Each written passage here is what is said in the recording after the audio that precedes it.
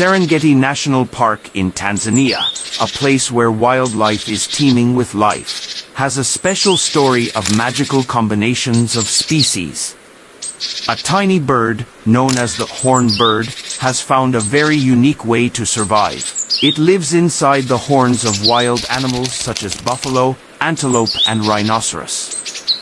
These horns not only provide a safe haven but also strategic locations that give the birds easy access to food from larger animals. Meanwhile, these animals do not feel bothered by these small visitors, creating a wonderful symbiotic relationship. This is not only a testament to the creativity and flexibility of nature, but also shows that every creature, no matter how small or large, has an important role to play in this wonderful ecosystem.